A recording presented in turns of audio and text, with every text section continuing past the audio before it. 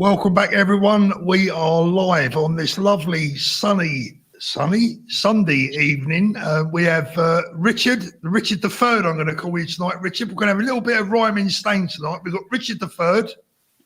Don't go anywhere with that Richard the Third bit, Paul. That's all you say on that, right? And we've got, let's have a little think. We've got the Angel of Epping. We've got Sarah back from Epping. So not only tonight, guys, not only are we going to bring you a bit of drama, a little bit of fun, we're going to bring you some videos and some chat. I'm also bringing some panto tonight, Richard. Oh, no, you're not. Beauty and the Beast. What do you think? I couldn't resist. Saying bad things about yourself, mate. Yeah, just stop it.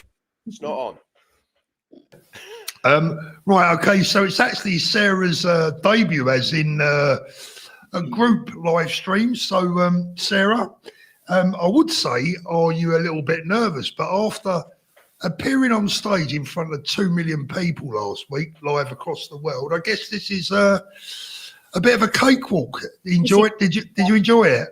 I loved it. I'm still buzzing now. Absolutely. It was the best feeling ever. I will remember that for the rest of my life. And there was things as I got off, I was like, oh, I should have done this or I should have said that. And unfortunately, you can't just run back on and do what you wanted to do. But I forgot to say this. Can I go back on? Sorry, Tommy. Just wait a minute, mate. Was you nervous, Sarah, going on? You know what? Everyone kept saying to me, are you nervous? And I said, I'm not one bit nervous. I love a bit of being up front and putting on a bit of a show. But I knew that once I got on that stage, I knew that the adrenaline was going to kick in, and it did. I could feel the adrenaline, and I could feel that it was passion that I was, with what I was speaking about, and it was amazing. Well, Richard, do it next year. Richard's certainly not one that I associate with nerves when he goes on stage and talking. But let me tell you a little story of what our dear friend Tommy did to me. I think it was the Trafalgar Square demo. So he messaged me about 3 days before the demo. He said, Paul, I want you to speak about this topic, right? And he knows I don't like speaking. I don't like speaking on stage. I can do it like this, but get me on stage, I'm a quivering wreck, right? So I thought, right, okay. So I've got my speech on my phone, exactly like he wanted me to talk about a subject, and there it is on my phone. And then, just as I'm announced I'm coming up next, he got on stage and did exactly the speech on the subject that he asked me to bloody talk about. So at the last minute, obviously he'd forgotten, right? At the last minute, with about 30 seconds to go, I had to change my topic. That is nerve-wracking, I'll tell you. That's not a lot of fun, that. So since then, I don't think I've spoken on stage, and I plan on keeping it that way. Oh dear. So what's been going on, Richard? I gather you've been saving a life today. Oh, yeah.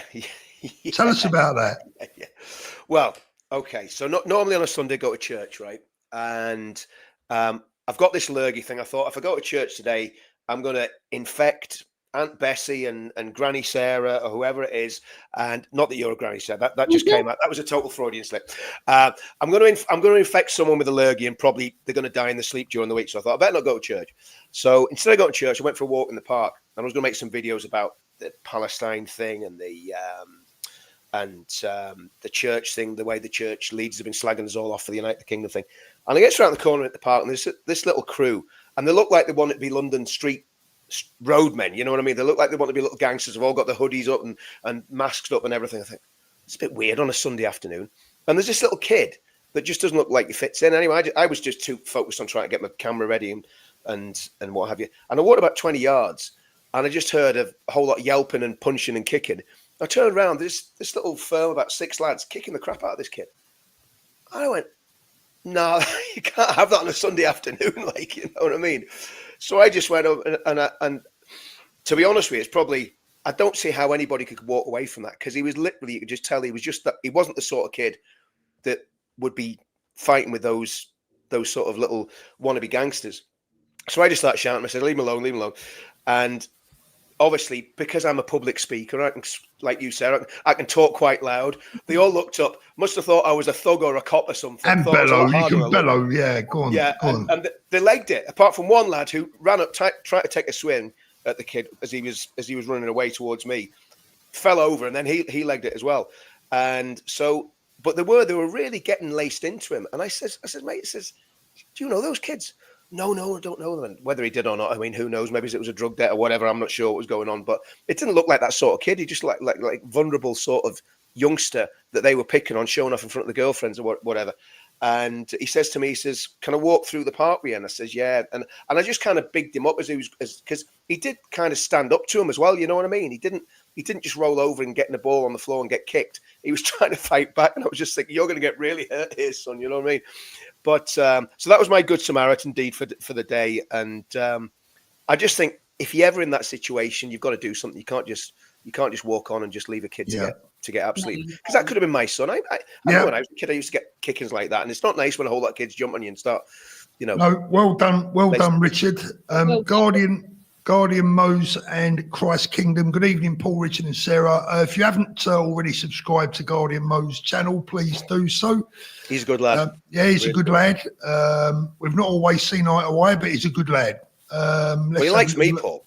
That's democracy, isn't it? Exactly. Free speech. Exactly. Free speech. Let's have a look. Say something bad about Paul on his channel. We got a couple of images to go through before we start tonight's show. Let's have a little look. Oh, the Lib Dem conference has started, and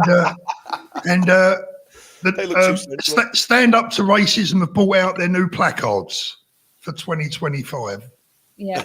Refugees are welcome, just not at my house. First video of the evening, because this has been the major talking point of the weekend that I can see. Let's just remind ourselves of the video that's been doing the rounds just about everywhere. I might not even play it in its entirety because everyone's seen it, but it is, of course, this video. What was it? Sorry, I don't like the camera. You can have a body cam. I can exhibit that to you. I just don't like the camera, really. Okay, well, I'm doing this because this is my own house, and I am telling you why I'm doing it. So I just need to know why would she's basically viewed a post which is not an arrestable offence. Viewed an offence, that's good. Okay. It happened in May, and you're completely fine. The only thing is, we need to seize the phone at this current moment. The phone needs to get seized from us, otherwise we will escalate this further. So, but with a voluntary interview. So have you seized anyone else? Is she the only child? Can't hear you, Paul.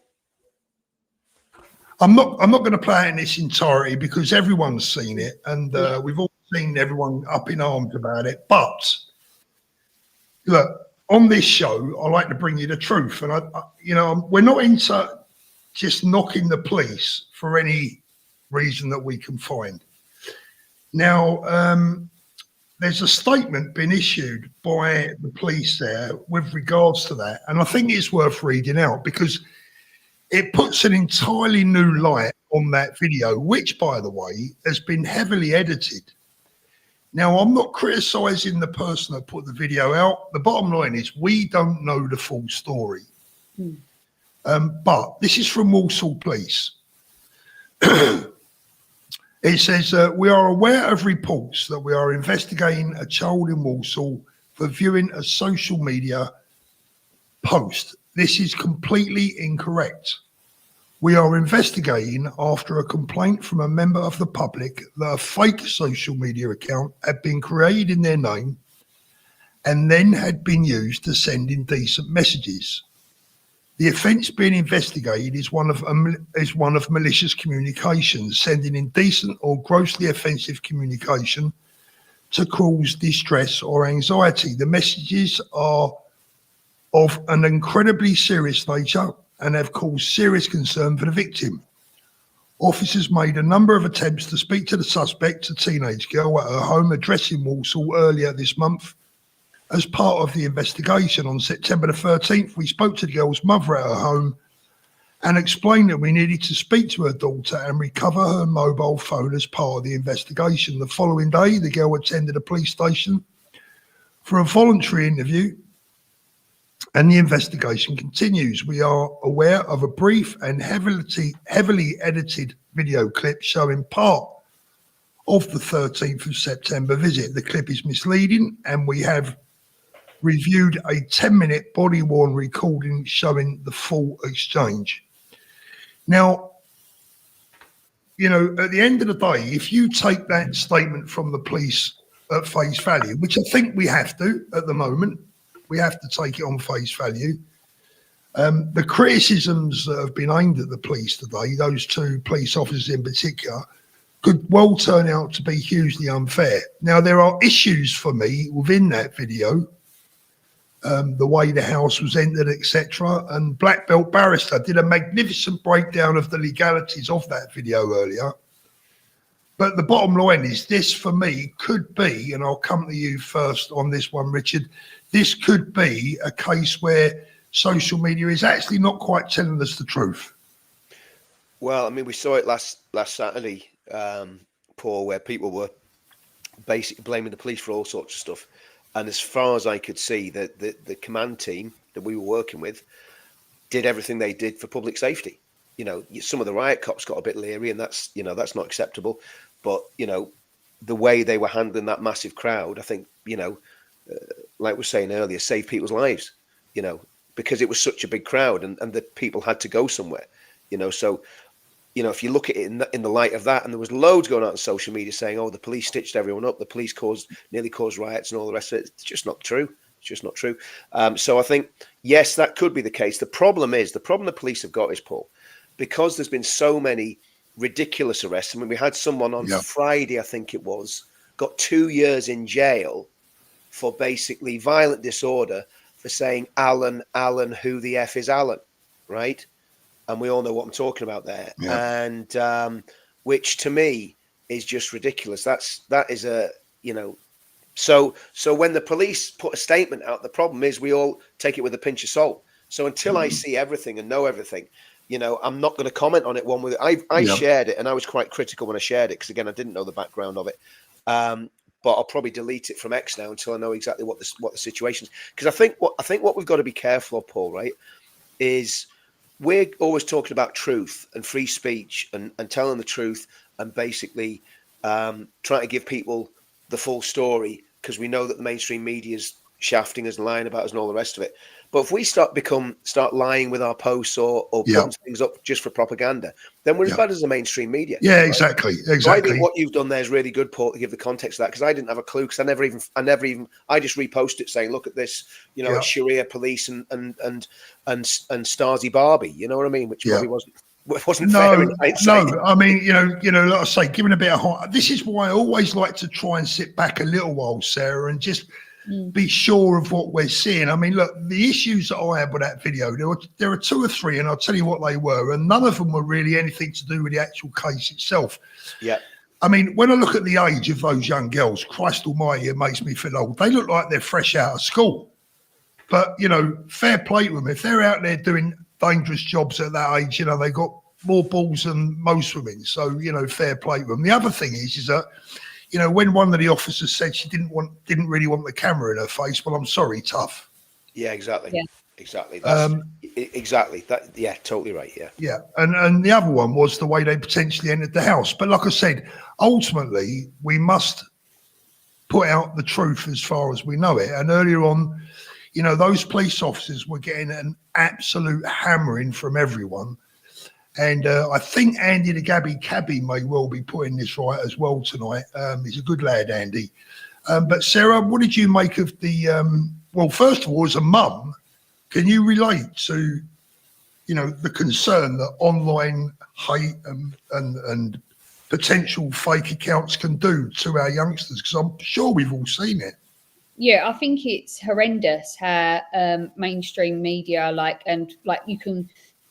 these fake social media accounts have to be stopped one way or another. They can stop people sending out racial statements, but they can't stop anything that could be related to child pornography or stuff like that, or indecent images.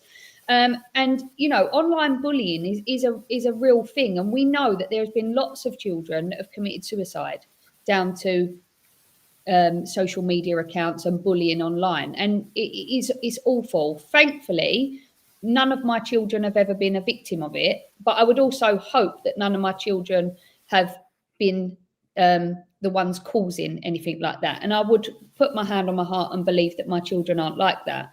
When I see that video earlier, like most people, the first reaction was that them police officers, I don't care whether they're police or not, they ain't entering my house without a warrant. Yeah. And for her first statement, when she said, I'd appreciate it if you stop filming me. Well, like you said, it's not going to happen. You're wearing a body cam, so what's to stop me from filming? Because we do know police quite often say, oh, sorry, my body cam wasn't working. Yeah. And you haven't got the evidence.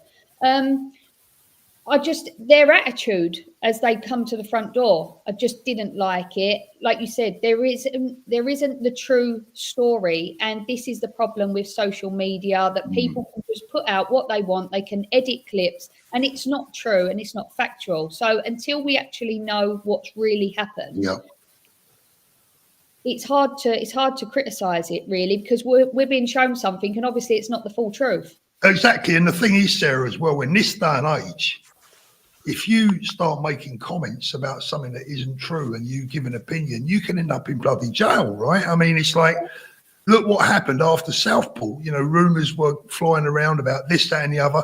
People who were then repeating those allegations got themselves into some deep difficulty. So, and we've also got bloody AI to contend with as well now. I mean, it's really concerning. I mean, how do you verify these stories on a lot of occasions? Yeah, how do you verify them? And basically, you would hope that if I was that parent and I was filming that, I'd put up the whole video, because the whole video is going to give the real context of what's gone on. And then you can hold your head up high and go, this is what happened. Yeah, I might have got a little bit of shirty towards the old Bill. Fair enough. Or they've said what they've accused my daughter of. I wouldn't care, because if I'd be wanting to put it out there, is the mother now trying to hide something? Now we don't know, because we don't know. Yeah. But also, I know that the police are reluctant to be truthful when they release statements. Yeah. And this is the other problem we've got. We've seen from Epping this week, there's been things go on there where the police have totally denied anything happening. And it's like, how are you denying that? How are you changing the story? Because you're now making certain members of the public believe something else. Because we know that a lot of people believe the mainstream media and they believe the police. However, both are corrupt in their own way. This is the breakdown in trust that we now have with the police, isn't it? I mean, years ago, if the police issued a statement like that, you'd read it and you go, fair enough, and you'd probably just walk away and leave it. I'm not saying they were perfect in years gone by, but because they clearly weren't. But do you know what I think it is, Paul? I think there's a disconnect between the sort of middle-ranking coppers and some of the lower-ranking coppers and the chief constable, deputy chief constable, and their PR team, because the Met were putting stuff out on Saturday, straight away about the violence. They weren't putting anything about, how well the event had gone. Whereas it's not a Hill Carnival, 250 arrests or 500 arrests or whatever it was. 547, I believe. 500, over 500, yeah. Exactly, right. So, and they're giving it, this was a great, family-friendly event, the Notting Hill Carnival.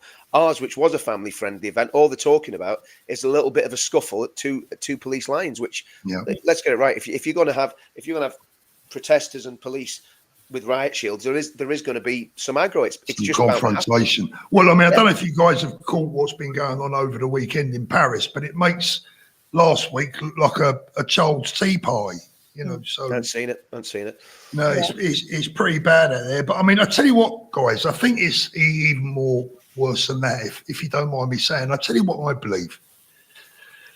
I think we could be very close to there being a massive split within police services altogether, because what we've got now, and I spoke about this in a video that I released earlier today about the Palestine issue, and I don't want to go too deeply into that one tonight because I've already done a video on that today.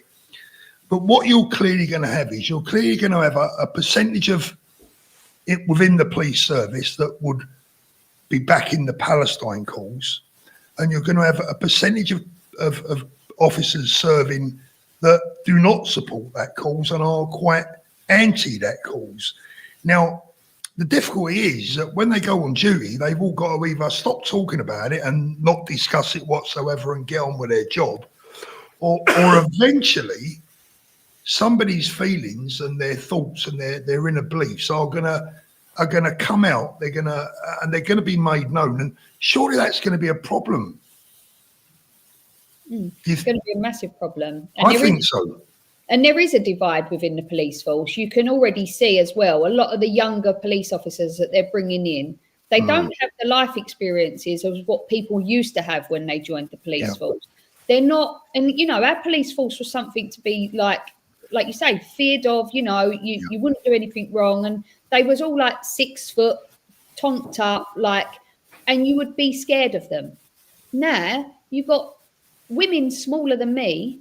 Like some of them, I don't even know how they passed the bleep test, because there's no way they could do any running. And that's not me like body shaming anyone, but you've got to be realistic. If you're going to be chasing down some big, like 6'6" man, what hope have you got when you reach? If you manage to catch him, what are you going to do?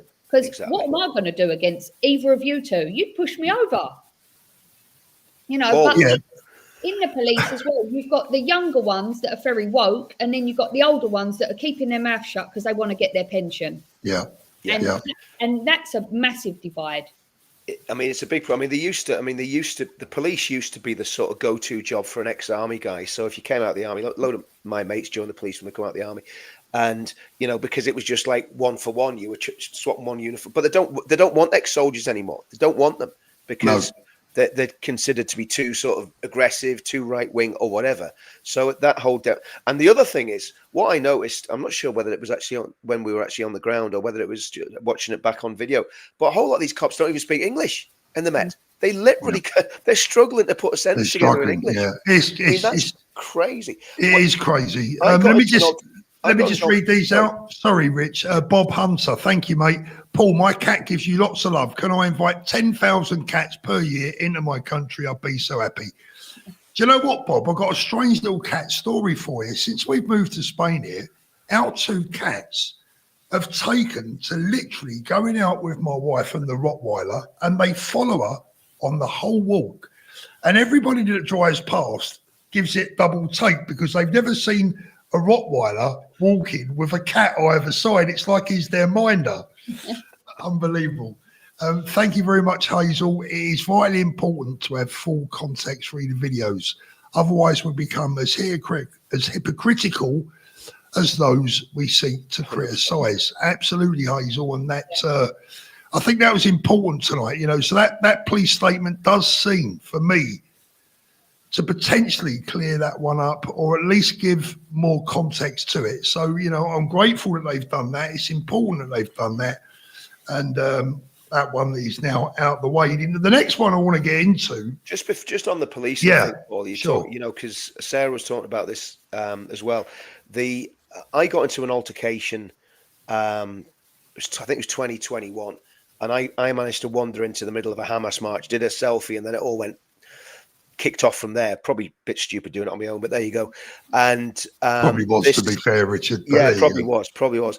But anyway, there was a bit of a sort of huddle gathered around me, and of these Muslim guys, and after it all calmed down, this little Asian cop came up to me and he showed his warrant card. He says, "Don't worry, I had your back, mate." He said, "I'm undercover." He actually said, I'm working undercover with these people. I went, "Oh, that's good. I feel a lot more confident with you saying that." I said, "Anyway," I says, how do you manage, you know, with all this Free Palestine garbage?" He says, "Oh no, I support all the Free Palestine stuff." He says, "I'm just undercover." So like, he was totally sympathetic to their cause, but he's working undercover. I thought that's a bit of a conflict of interest there, isn't it? Yeah, a bit of an oxymoron there. Yeah, absolutely. Yorkshire Tea, thank you. Hi, Paul. Can you pass this on to Richard, please?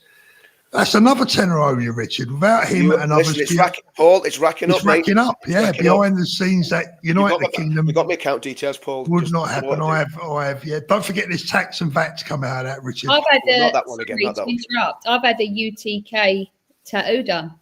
Have you not? Have you really? Yeah. Can you show us? Let's have a look. Where is? Oh, God, hold on a minute. Is it gone 9 o'clock? Let's have a look. Yeah. I don't know if you can see it. Just about. I can see it's on your side, yeah? Oh, it's there. It's little. I can't move any closer. Has it healed up yet? Yeah, nearly. Nearly healed up. Brilliant. Yeah.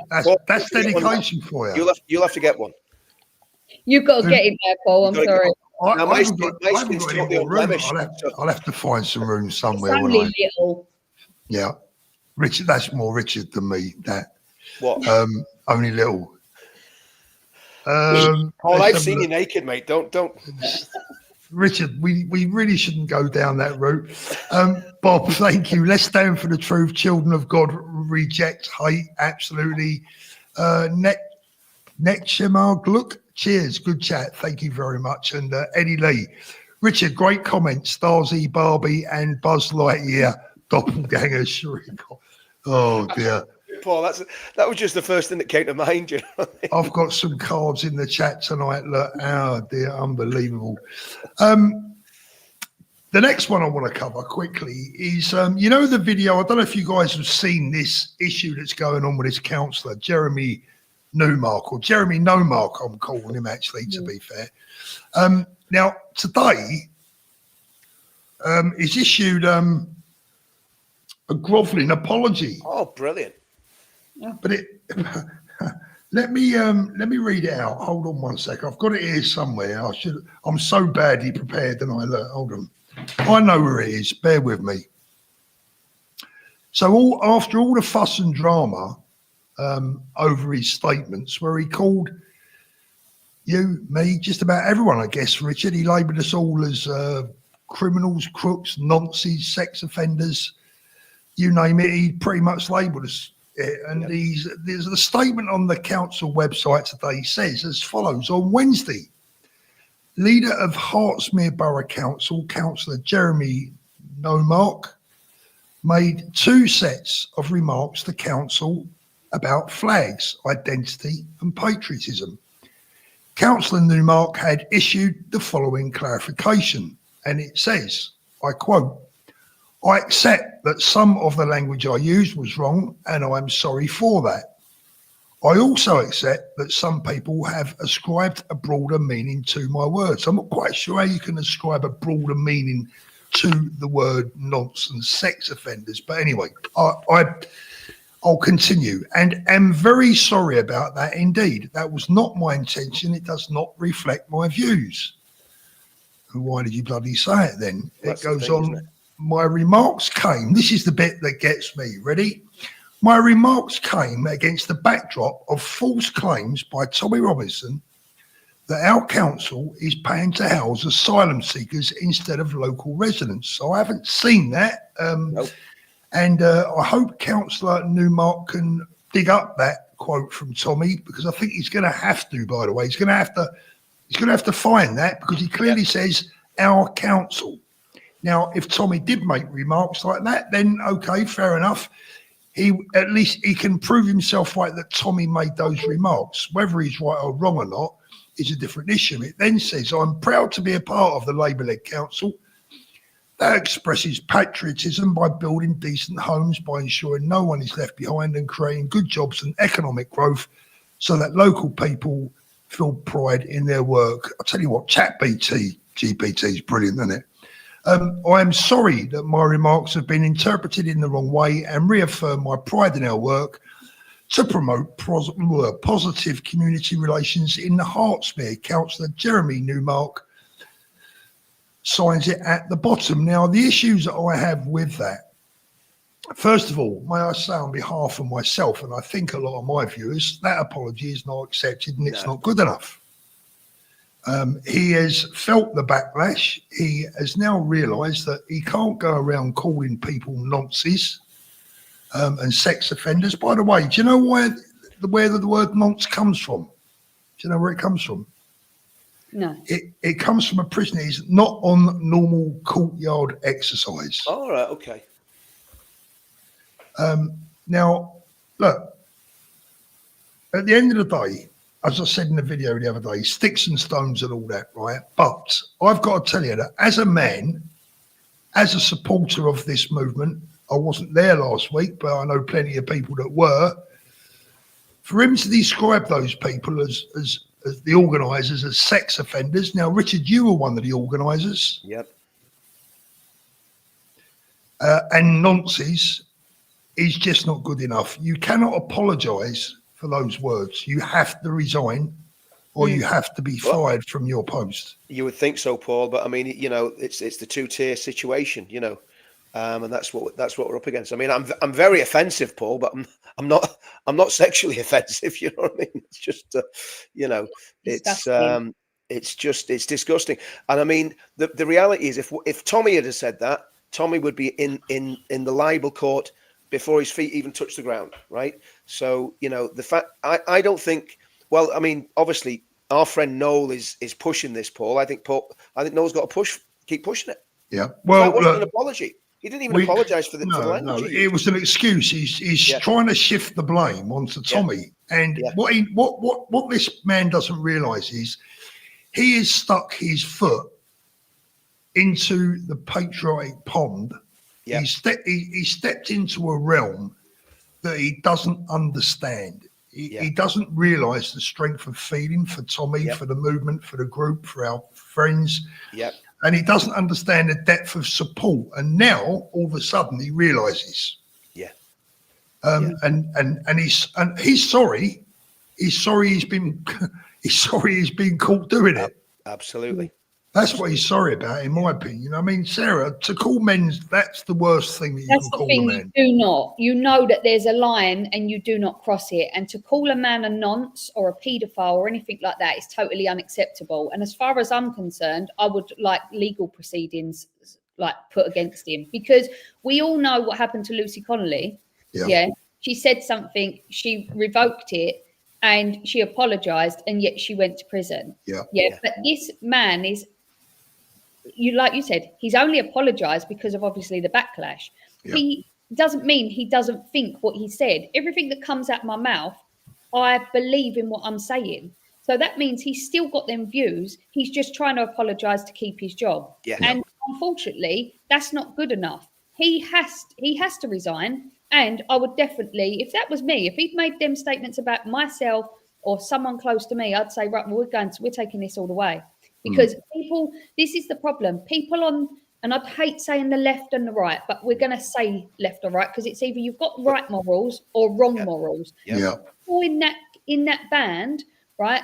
They're all right spouting off, but the minute it comes back to them, it's like, oh no, I didn't mean that. I'm sorry. The minute it's their job on the line, but they think that they can say whatever they want about any of us. And it's unacceptable, and they've all got to be called out. And I want to see consequences for these people. Because absolutely, Sarah. Before they feel the consequences, they might keep their mouth shut. Because really, you do not call someone a nonce unless you've got good evidence. And he said that he knew that there's people in there that are sex offenders. Yeah, it's disgusting. Yeah. I mean, it's unbelievable. And I said the other day, look, this is exactly the type of rhetoric that leads to events like what happened last week in America. Absolutely. Yeah. Because, look, Sarah, I know, we're all from similar backgrounds, right? And I'll tell you now, where I come from, if someone was a nonce, they better stay in or move. Listen, they ain't getting a chance to move where we're from. Yeah. People, if you go back like East End, South East London, whatever, if you call someone a nonce, you better have good basis to say that, because their life ain't going to be worth living if they are living. Like, it's unacceptable. Yeah. You do not do it. It causes... like the cause that can happen, the effect that can happen from saying that is terrible, and he needs to lose his job, and he needs to be investigated, basically. Well, I mean, it's defamation. So I mean, apart from anything else, I mean, if anyone wants to take, I mean, especially Tommy, because it was aimed at Tommy. He mentioned Tommy's name. He didn't mention any of the rest of our names, so we can't sue him unless you mention by name. You can't sue him. But the reality is, Tommy could sue him, and the fact that he said, accused people of being nonsense. Did he say specifically about Tommy? He's probably been clever enough not to say it specifically about anybody. but you know, he should definitely lose his job. No, but what he did say was the organisers of the Raise the Colours. Unite the Kingdom. Yeah, so whilst he didn't actually name them, there's only so many organisers. Yeah. So the organisers of that Raise the Colours campaign, he was directing that at them. Well, And I tell you what, he called them nonces. I know the guy that started one of the guys that started the Raise the Colours thing. So do I. And I wouldn't call him a nonce. No. Not in a million years. You know what I mean? No, and I'll tell you something else as well. As dirty as, you know, look, I'll tell you something, right? I've known some lads in the past that have had some pretty serious beefs, right? But they don't put it out that the other one's a nonce. That's below any belt that you can find. Totally. And, you know, this man clearly comes from a background where he just doesn't understand what he's saying or the people he's dealing with or how badly they are going to take it. Yeah. You know, he hasn't, big, have they? no, he hasn't called him a bounder or a cad or a, you know, a jolly rotten chap. You know, he's gone in full whack.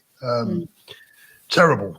Let's have a little look, Sarah and Richard. Now we got obviously your campaign down in Epping there, and we'll get onto that a little bit later. But the people of Clacton are also hot on the case down there, and they've got a big issue with Mr. Farage. Now, I think it was Friday or Saturday, one of our lads, John, was down in Clacton, and he interviewed the following father and son. This is well worth a little listen to. Let's have a look at this.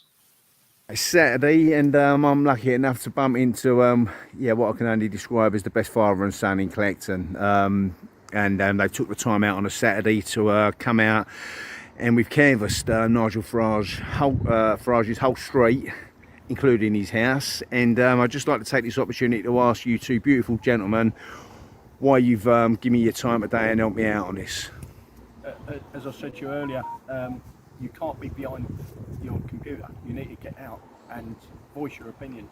Nigel Farage ain't in Clacton unless there's a fire or something where he can get Photo opportunity. He's not interested. He's not interested. Ben Habib is the man, and it's as simple as that. We all sort of fell for Farage's broken promises, and everybody sussed him out. That's superb. And had him up to our back teeth with him. What changes have you seen in the town? I mean, apart from all the stickers, all the Islamic stickers that have been stuck in the churches and the flashing. Sharia law stickers. Yep. Stickers Where are they? They're all in the churches along the seafront. All along the seafront. Flags been torn down. Defecating. How many barber shops are supposed to be in? Oh my God! Yeah. And now rumour has it there's a mosque opening up where the QD store used to be. Yep. I mean, absolutely disgraceful. And also a couple of properties that have been bought by some rich gentlemen Muslim gentlemen in Tower Hamlets that have gone unopposed and now going to be opened up as HMOs. Yeah. And it's we weren't, they've gone unopposed, so it's too late to. No one's had a voice in it. No one's had a voice in it. No. So what we're thinking, Nigel Farage is great. Like he's earning the big bucks on GB News. You won't see Ben on there for reasons I can't go into, but. Nigel's earning all that money on GB News, travelling around the world, getting paid for that, right? Yeah, I think that. Once he got his seat in Clacton, I think it was days that they closed that surgery down. That's it. It's never been open. It's never been open. Yeah. My wife sent him an email this week, voicing her opinion, how disgusted she feels, and that we've all been let down. Still waiting to reply. Yep, and the women last night saying that they won't go out of an evening because there's along the front, the gardens of Clacton along the seafront are beautiful. Yeah, and there's migrants defecating in the bushes, urinating in the bushes and exposing themselves to women. And that young girl that said that they were banging on her car window and she had her trying to get in. Lucky she just got to the lock button on her car before they tried to get in, and she had her child in the back. Well, this DOJ unit that Nigel Farage has got, I think it's an absolute brilliant idea. It's worked for Donald Trump, yeah, okay. But why is he using it everywhere else apart from home? Doesn't charity start at home? Starts at home. Yeah? Yeah. I mean, clearly Starmer's got to go. Starmer's got to go. Starmer's got to go. But I Starmer's mean, got to go. What we all see there the other week, the diaries that the police were handing out in Clacton, not to come into Clacton on your own. That's not to right. wear excessive jewellery, not to have excessive cash on you. That's it. And give an estimated time when you're due home. Exactly during that. the day. Exactly that. Yeah. You know, absolutely disgraceful There's- the way that town's fallen. Well, there's no 20 years. there's no money in Clacton. There's no work in Clacton. We all know it's seasonal work only. Yeah. Okay. Right. Yeah. If you're lucky to have a job in Clacton, you have to travel for it. Yeah. So they're bunging them all down here, and they're cleverly sticking them in HMO. So we can't just look at one hotel and turn around and say, "Well, look, that's full up." Right. Okay. They've been clever here. Right. Okay. The way they've done it, but. You know, we demonstrate outside the town hall, yeah, okay, and we look into that town hall, we look through the doors, and we know the answers are in there. All Farage has got to do is send a DOJ unit in there, okay, and start asking questions. Get some answers, right, okay. The questions we want, yeah, okay, how many of them are here? Why are they here? When can you get rid of them? How quick can you get rid of them? And when can we turn around and say to our women and our children, you're safe enough to walk along the seafront? But do you know, more importantly, John, what about getting down to staying with us on a Friday? Wouldn't it be Not lovely? every Wouldn't Friday. Wouldn't it be just once? Just once. People are called. Do you know what they're calling him? What are they calling him? The Phantom. The Phantom. The Phantom. Yeah. The Phantom. Phantom Farage. Yeah. You know, it's disgraceful. But you know, I've fallen for it like a lot of people for his. Mate, you for said his to me. nonsense. You said to me earlier, right? You know. You fell for it, right? Okay, you felt like you got taken, but you never, right? Okay, you're a good man. I know you're a good man. I know your boy's a good lad as well. Yeah, okay. I wouldn't be, I wouldn't have time for you otherwise. Yeah, okay. I got taken in, right? We got taken in by loyalty to the country. Yeah. And do you know what, right? Okay, we honestly thought we were going to make a change. I spoke to my friends in Dagenham and Romford and all, Walthamstow, all people that I've worked alongside, right? And I laughed. I said, "We've got Nigel Farage. Nothing's going to happen here." Yeah. Couldn't have been further from the truth. Couldn't have been further from the truth. And utterly let down. Exactly. But as I said, if you're watching this, Nigel, maybe creep down at 7 o'clock any Friday and just show your support for your country. If not, I'll get Ben down here. This man's coming down. I'll get Mr. Habib down here. Instead of turning up when there's a big fire in the town, so you can stay in there with the old Clacton Gazette. Yeah, come and see your people. Come and see your people. With not racist or right-wing people, but good people every Friday. At Yeah, 7 not o'clock. far right, just right. Just right. Simple as that. Thanks a lot, gentlemen. Thank you for your time. All the best. God bless. Bye-bye. I mean, oh blimey, where do you start with that one? They can't walk around in Clacton with any jewellery, or you got to tell people what time you're going to be home and what time you're expected home. I mean, it's just unbelievable, isn't it? Paul, this is happening in every single town and city up and down the whole of the United Kingdom. It's happening in Northern Ireland. I was at the protest in Ballymena. They're trying to get them back in. All those scummy gangsters that they put out 2 months ago, they're trying to sneak them back into the town.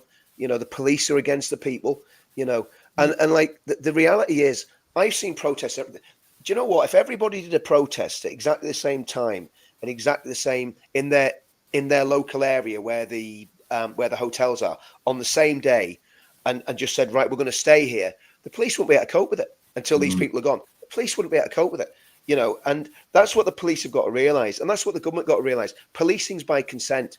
We had 1 million people on the pavement in London on Saturday, right? At least 1 million people, and the police couldn't cope with it. Now, every single person, apart from the odd 2 or 3 that ran up the police lines, every single person there behaved themselves properly, and policing by consent worked. But all it takes is that crowd to suddenly say, no, we're not going to play your game anymore. And the police have got to realise that. I still keep going back to it, Paul. The anti-terrorist branch pulling me, pulling Tommy, pulling Danny. It's just completely unacceptable, and that needs to be scrutinised. Putting people in HMOs in somewhere like Clacton is absolutely disgusting. It's absolutely disgusting, and they're doing it in every single. And do you know what the sneaky thing about the HMOs is? They're very difficult to find because there's maybe 4 or 5 in one of these houses. Very, very difficult to find. Whereas a hotel, you know where you're going, you know where you're protesting. And also, if you go and protest outside an HMO, you know for a fact they're gonna hit you or something. The old bill will have some law that they can actually use to stop you protesting outside them. So it's what's happening is so sinister. But all we can do is, like John was saying there, is get behind Advance UK. We can't trust Reform. We can't trust Farage. We need something completely new. And that's, we know what we've got to do, but it's just getting everybody to do it. Yeah. Hazel says, is anyone going to the Advance UK launch event next weekend? Sarah, I mean, look, Epping, Clacton, same sort of problems, very similar people. I mean, what's the situation down your way at the moment? What's the latest?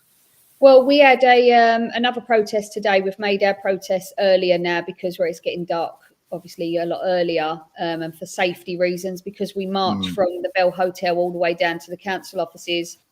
We wanted to make sure everyone's safe, especially because there's children there as well. But I don't know if you heard, but this week there was 2 illegal migrants broke into the school grounds at Davenant School, which is a secondary school. Yeah. It's not far from Epping. It's not in Epping, but it's not far. Now, there was 2 men and the alarm was raised by students.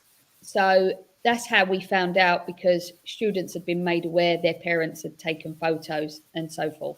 So that night we said, right, flash protest outside Loughton Police Station. We then find out that out of the 2, only 1 was arrested. So that raised alarms, because we was like, well, hang on, they've both broken onto school property.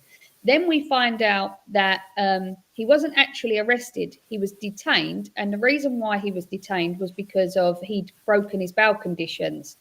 So hold on a minute. The reason you ain't arrested the other guy is because you weren't arresting either of them on breaking into school grounds. So when we went to the police station, he'd been released within under 3 hours, I believe. Now, if you look at, I was detained for 24 hours. This guy has broken his bail conditions. Plus, he's apparently homeless. So I've never known anyone to be released when they've got no fixed abode. They know he's living rough. So then the following day, so we're outside the police station that night. And I said, well, what was his previous offence? Because had he broken into a school previously? We can't discuss that. I said, yeah, but yet you was happy enough to let everybody know what I done. Yeah. And you were happy enough to dox my address. I said, now you won't tell us what this guy done. What if he does it again tomorrow? Lo and behold, 10 o'clock the next morning, I receive a phone call. A school has gone into complete lockdown at Waltham Abbey. So I raced there to document it, and I done a live feed. The head teacher was standing outside. All the gates were locked. The blinds were pulled, and we was told by parents, there was a large a congregation of parents outside the school. And they said to me, our children have been told to get under the tables.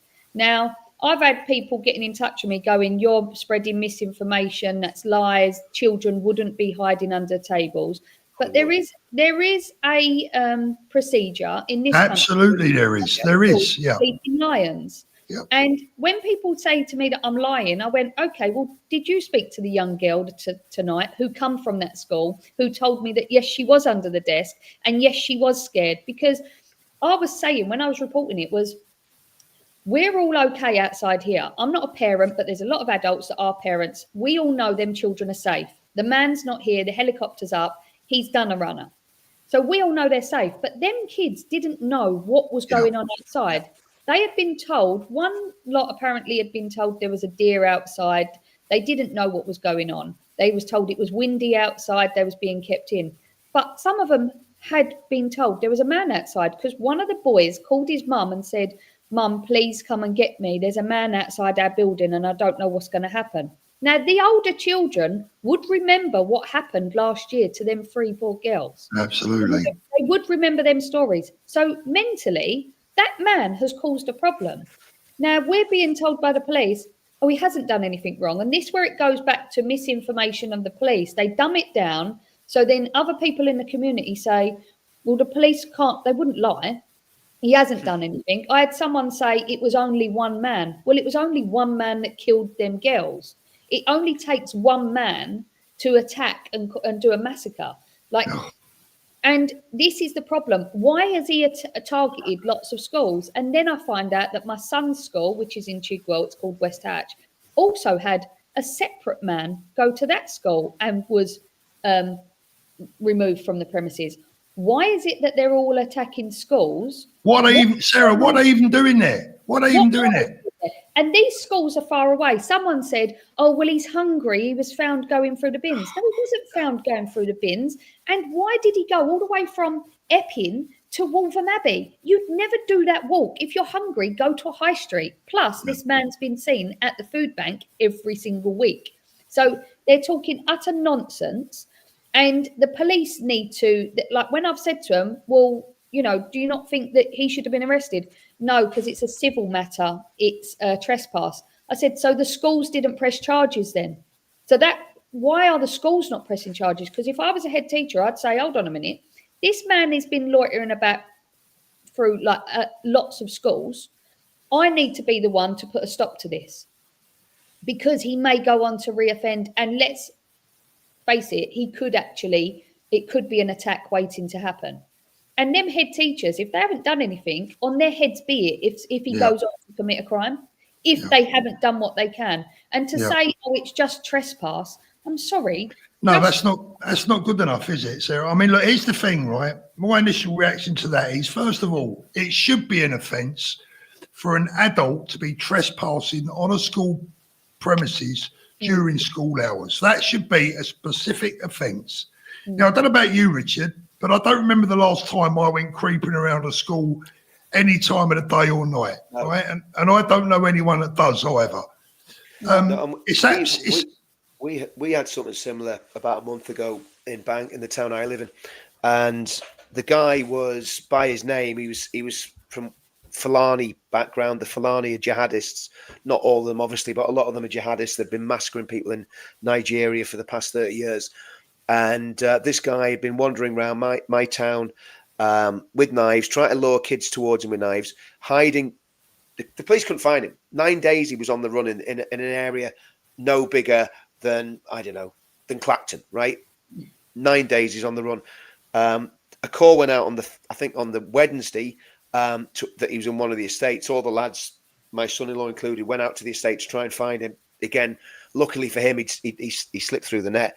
The next day, a SWAT team arrested him in the middle of town. So when people actually started taking action, the police weren't long in actually getting their asses together and basically finding the guy. But before that happened, and they've been called numerous times. And again, obviously, I'll not say anything about the guy's name or what he's been arrested for, but he's remanded at the minute. But that could have been another Southport. That, you know, this is the thing, and I think what the state has to realise is, if there's another Southport, all bets are off. All bets are off. Everything changes. You know, there's not going to be 1 million people in London peacefully, but there's going to be 1 million people in London. Do you know what I mean? You know, we're playing into their hands because they're letting all of these men flood our country, and then they're going to allow them to cause these problems, and then they'll go, oh, digital ID will save you. And people will go, oh, yes, please, we need digital ID. I don't think people will, though, Sarah. I think everybody's awake now. Or, I mean, well, no, there's still some... I don't know about everyone, Richard. The other night, after this, what happened, we've done a flash protest at Loughton again. Yeah. This is after he'd been found the second time. Yeah. And we still don't actually know what's happened because they said, well, get your freedom of information, apply for that. Well, why can't you tell us? Because this community is on boiling point and you could stop us from erupting. I've gone into a shop opposite. Woman practically tries to attack me. You're scaring my children. I went, who's scaring your kids? We're peacefully protesting. I said, did your kid call you from a school hiding underneath a desk today? She went, well, my friends are migrants. I said, you don't. What's that got to do with it? What the hell was that got to do with it? I've got friends that have got a multicultural background. I don't label them as migrants. So you're talking absolute crap. And I'd like to see who was actually at your wedding and who's at your kids' parties, because I guarantee you no one from a multicultural background was at anything to do with her. They fly these accusations at. She ain't got a clue what she's going on about, but wanted to attack me because I'm there peacefully protesting and flying our national flag, which is deemed to be racist. That's her problem. They haven't got the brains they was born with. And, you know, I just go, when is this going to stop? You have got people that are attacking us. It's not as often as I've it would have been probably 2-3 years ago. But they still need to wake up. Yeah, they do. They do. They really do. I mean, the left. I mean, we've seen that with Charlie Kirk. The left are evil. Yeah. Sorry, we used to say, "Oh, it's not a left-right issue." No, it is a left-right issue. The communists, the socialists, they are absolute wrong-uns.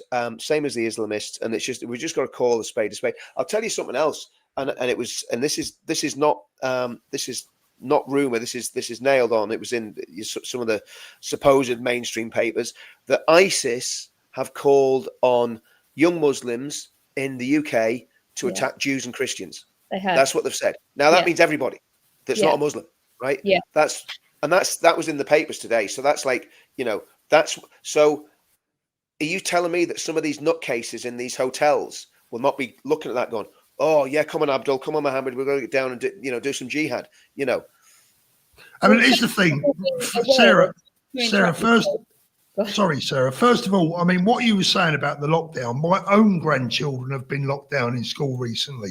Yeah. Under the table. Same, exactly the same. And the second thing is, I'm hearing that parents are now keeping their kids off of school in that area. Is that right? Yeah, that is right. Quite a few people have kept their children off. I kept my son off. I mean, my youngest is in his last year of secondary. So I think the real risk is for people like kids in primary schools. But I don't know if any of you's heard the conspiracy theories that was going around during the 6 weeks holidays that there is going to be a planned attack on our schools. Yeah, and we heard it that. would seem as if, well, is this playing out? Are they going to schools to eye them up to see which ones are easy to get into and which ones aren't? Which ones can we target easily and cause? Because they openly said it, that they want to kill all non-Muslims. And that is, we've seen across the world, they're slaughtering Christians, Totally. And they are, but none of this is being documented. None of it's on mainstream media. They don't want to report that because all they want to report is, let these people come The usual waffle, yeah. And it's just unacceptable. They want to report on Hamas, but they don't want to report on what's really going on across the world. Oh, absolutely. Absolutely. 3,000 people watching tonight. Thank you very much. If you haven't already done so, please give us a thumbs up. That would be really helpful. Bob says, love is my drug and my cat loves unconditionally. They do, mate. Hazel, thank you so much. Excited to be attending the Advance UK launch event next weekend. Vote at Advance UK. Jimbo's a new member. And Bob again, thank you. This is my country and my cat's country. No one will eat me or my dog. I am a patriot. And I love my country, Ireland, Wales, England, and Scotland. Well said, Bob. Now, talking about schools. Well, just before that, Paul, can we talk? Let's put some legs on because it's all right. People say, "Oh, well, you're always saying that this is happening, that's happening." In the last 30 days, right? Yeah. In the last 30 days, there's been 122 Islamic, whatever you want to call them, attacks in 18 countries. 624 people have been killed and 541 have been injured. And that's not including what's happening in Gaza, right? So that is fact, right?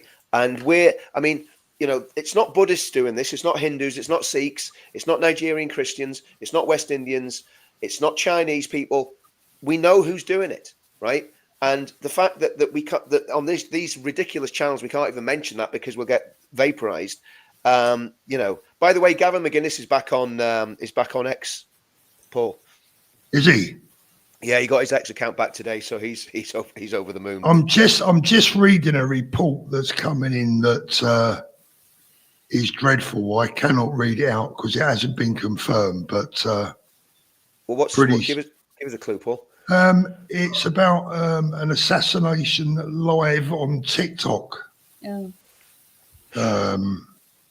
A Christian preacher. The thing is, Christians we'll see. Do not want non-Christians to be murdered. Jews do not want non-Jews to be murdered. Exactly. Sikhs do not want non-Sikhs to be murdered. However, people who are following, that are terrorists and they are Islamic, the extremists, yeah. Because it's not obviously all Muslims, but the extremists, an extremist Catholic does not want someone who's a non-Catholic to die. But Exactly, the extremists of Islam want us all to die. That's Exactly. it. So Exactly. we should not have anybody in this country who is an extremist. Exactly. All extremists need to be. Paul, it's not all. I'm sorry, and this is where I'm annoyed. I get annoyed about. It's not all extremists. Like Sarah said, if you're a Catholic extremist, you go to mass too much. If you're, an evangelical extremist, you read the Bible all day. Yeah, Richard. It's only Islam. It's only Islamic extremism that causes the problem. Extremists, we want them deported. Yeah, look, when I say all extremists, Richard, I'm going to stick to that. And I'll tell you why, because when someone went out there, for example, and murdered Joe Cox, that's an extremist. I don't want that happening either. I don't want any extremism. But they are so rare, Paul. Yes, they are. You're absolutely right. But an extremist is an extremist. Well, I don't agree. Okay, that's fine.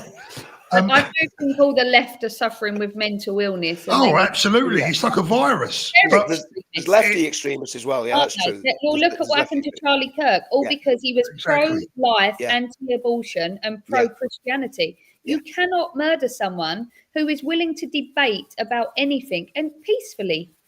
And he welcomed people to debate. He didn't belittle them. He was more intelligent than the majority of them. And he still welcomed them to come and debate with him. How can you want to kill someone for that? Unbelievable. Richard, just going back to that, we're not going to kick off live on air, but what you said earlier on about what we must report the truth and we must be fair.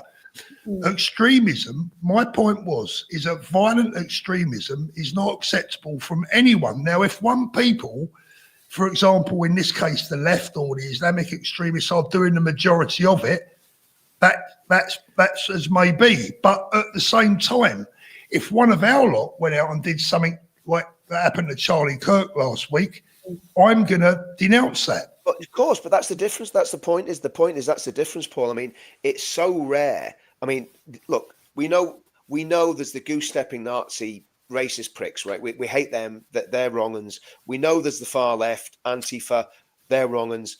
But the people that are 90% of terrorist attacks in the last 20 years since 9/11 are coming from Islamic extremism. Exactly. Don't get me wrong. Yeah. We could have been having this conversation in 1968 to 1998, and we'd been saying, the vast majority of terrorism is coming from Republican, IRA, INLA lunatics, right? And that would have been a fact, right? But at the moment, terrorists though as well, wasn't they? Not really. No, I wouldn't go down that rabbit hole, Richard. I really wouldn't. I'll tell you what, we're gonna move on, right? Nikki talks. I have a family member who works in a nursery. They practice lockdowns. They even have to train babies to be quiet. Unbelievable. It shouldn't be this way. I mean, it really, really shouldn't be like that, should it? That is terrible. Laurie N says, can't get the Keir Starmer's a wanker song out of my head. That's exactly what my wife says. She says that bloody song is driving me mad. Incidentally, I've had a message from Danny, Richard, and he says, don't blame the messenger, right? He says, Richard is definitely using Just for Men. Not true. Never put any unnatural product on my hair in my life, ever. I don't even wash my hair. Well, if he is, he's missed the sides. That's the whole point. Yeah. This is the whole point, you see. They can't understand why I've got a grey beard and there's a little bit of brown on the top, but it's not as brown as it looks. It's just the lighting. It's doing me a favour. He who is brave is free. Absolutely. Let's have a look. Whilst we're talking about schools, I said earlier on in the week that it's my opinion that all parents, part of their duties as a parents these days, is to do a little bit of research on who's teaching their kids at school. I mean, I'm sure we've all been guilty in the past. We take our kids to school, we say hello to a smiling teacher, we wave the kids, see you later, and that's it. We think they're in safe hands. Or we put our faith in the school, in the teachers. But what we do know now is that a lot of these teachers, and obviously not all of them, but a lot of these teachers are using their positions in schools and colleges and universities to inflict their own ideology and their own left-wing activism on the students. Now, Steve Bannon said something earlier on that I thought was absolutely spot on. For some reason, I can't seem to find it on screen. Let me see if I've got it. Hold on 1 second. There you go. Look, I'm not organised today. Let me just get it up. Hold on 1 sec. And I think he's absolutely right. Let's get this one up. Festering sore is the universities coming up the culmination of the way your children have been, the propaganda they've been fed by very evil people. And that is what we now have to do. We have to use school boards, we have to use legislation, and all these people coming and attacking Charlie and his memory, they all must be fired, they all must be terminated. The great thing about our movement is the peaceful nature of the way we use power. So what he's saying there is that all these teachers that have been celebrating the demise of Charlie Kirk need to be fired from their jobs, and I agree entirely. Anyone that encourages or glorifies in that sort of thing has no place in our schools and colleges, in my opinion. And it's been rife in America. I wonder what that situation is like in the UK. But you know, my advice to parents is keep your eyes on what your kids are being taught. Mm. The problem is, Paul, you know, a lot of kids are spending so much time in the education system, and they're spending more time with these loony lefty teachers than they are with the parents, and then it's causing a massive conflict. You know, it's like, you know, I radicalized my kids when they were in the cradle, so they were all right. You know what I mean? But the truth of the matter is, it's like, you know, a lot of if you're a busy parent, you're working, you're trying to provide a living, you're not expecting your kid to be getting its head full of absolute garbage at school, which is totally, you know, beyond. Richard, I've got a good friend right now whose daughter started university about 6 or 8 months ago. Yep. And he said to me, Sarah, right, that she went in a perfectly normal, brilliant, vibrant, friendly young girl.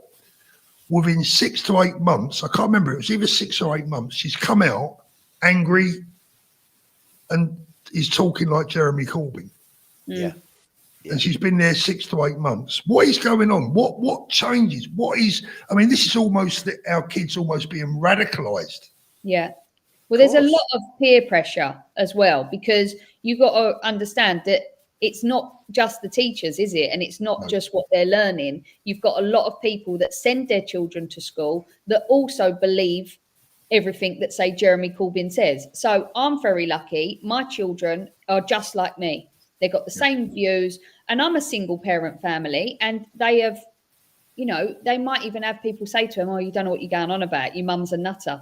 But thank God they haven't been indoctrinated by the system. They're all obviously quite strong-willed, but there is a massive problem, and the schools, we need to attack the education system. It needs to be, because this is where they're being indoctrinated. This is where that people think it's acceptable to glorify in Charlie Kirk's death and things like that. It's not acceptable, but it's because it's being instilled into them in these centres, basically. And we need to look at the education system. But until the Labour government are out of power, what can we do?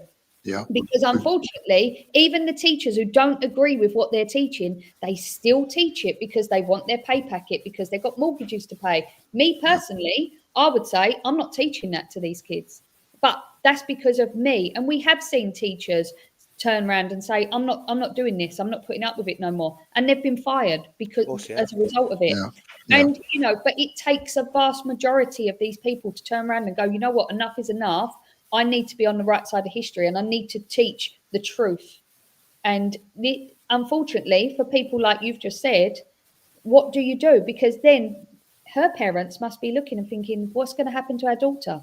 Because they all of a sudden have got completely different views and outlooks. They're going to be arguing all the time about different issues and what's going on around the world, because she's now obviously got a completely different outlook. He says he feels like he's lost his daughter. She's come out a completely different person. You know, virus, isn't it? 6 or 8 months in uni. Yeah. Well, I think that's where the likes of Charlie Kirk comes in, because what I mean, and you know, he's gonna he's going to probably change more people's minds in his death than he could have ever done while he was alive, because he's everywhere now, and he is going to be. He's going to be like Martin Luther King Jr. I mean, he's going to be like iconic, you know. Yeah. And what Bannon said there was the big thing. Bannon said, this I think is a big takeaway, is we do it all peacefully, and that's, you know, using power peacefully. You know, whereas the left, they just want to use power to push what they're trying. And this is a real this is a civilizational struggle we're in, and literally we've got 2029. If we don't win something big in 2029, whatever that looks like, whether it's, you know, advance or reform or Conservative Party advance, reform altogether, whatever, restore, all of these things have got, something has to happen. But the reality is, if we don't get a solution, then there is no peaceful solution. That's the sad thing.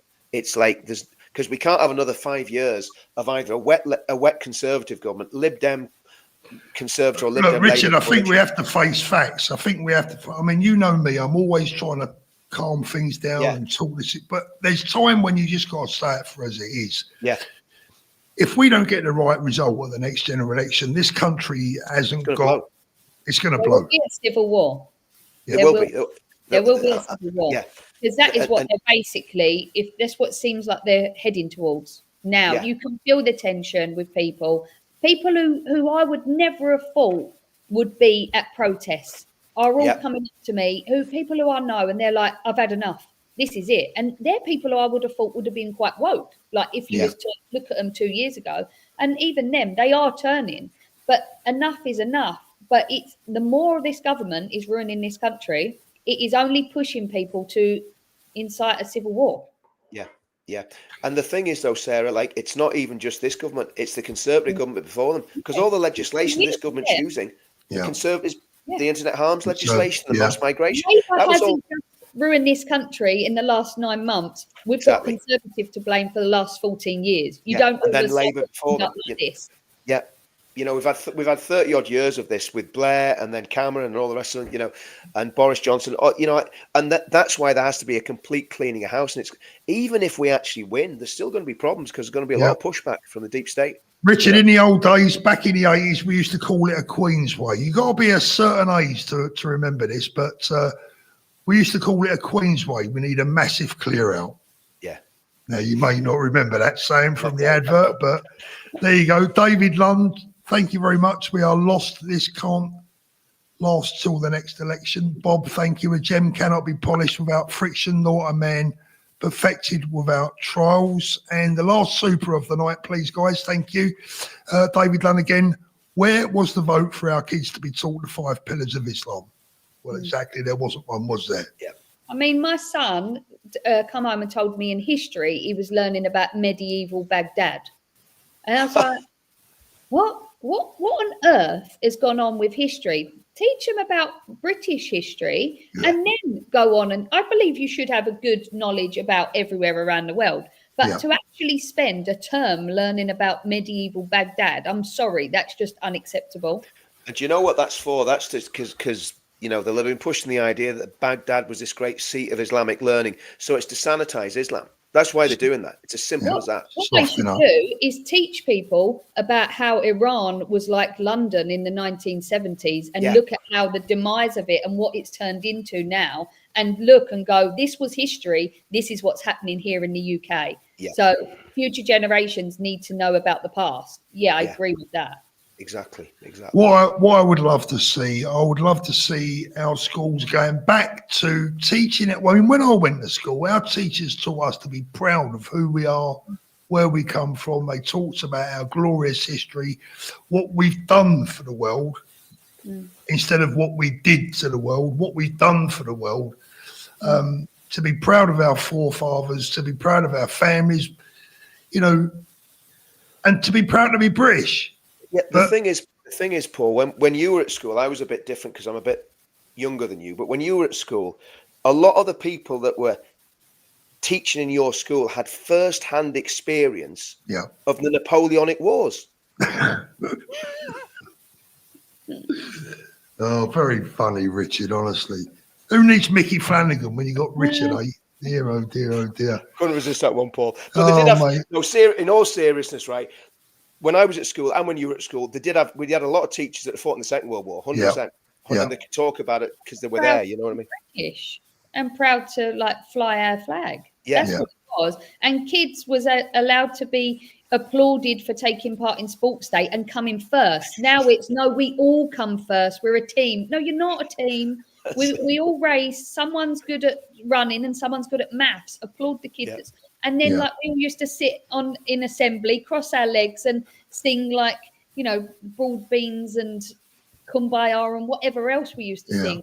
And it was instilling the Christian faith into this country, which we should all be proud of. Sarah, I grew up, believe it or not, back in the day when I grew up, we used to sing Onward Christian Soldiers. Yeah. I mean, imagine seeing that now in assembly. I mean, you'd be arrested, wouldn't you? There'd be a race riot, wouldn't there? Be a riot. There'd be Dear oh Lord. Right, guys, I'm going to wrap it up. I mean, Sarah, I think you've done an amazing job for your show debut, as it were. I know we did an interview last week. Will you come back? 100%. I'll come back every night if you want me. Richard, you're sacked. I know, Paul. Well, this is it. You know what I mean? I took your slot at the. You took my slot on the stage. Took my slot on Paul Thorpe's show. That's it. You know what I mean? Well, you know what it is, Richard. I'm like GB News, mate. You see, you know, when there's certain people come in and out of style. So I think we'll get rid of Danny. Shall we push Danny out? Bless him. Well, listen. No, I'm not going to cancel. Listen, Tommy's cancelled me. You've cancelled me, Paul. You know. I'm going to grasp. Should we end the show? I don't know if Danny's watching, but should we end him with a real grass up? Should I grass Danny up something wrong tonight?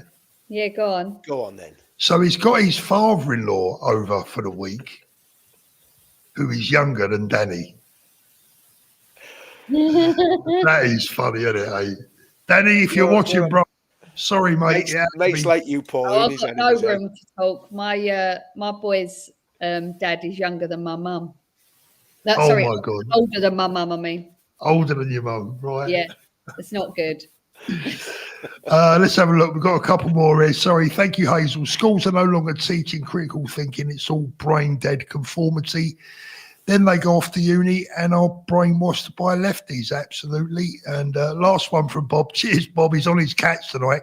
My cat's history. I love cats and dogs and humanity. I love me cats and me dogs too.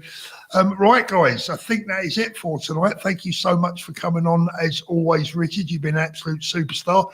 Mate, me and you keep falling out on lives lately. It's great. That's what people come back for, Paul. They like the punch up, you know what I mean? It's like the squaring up before the big fight, isn't it? You know.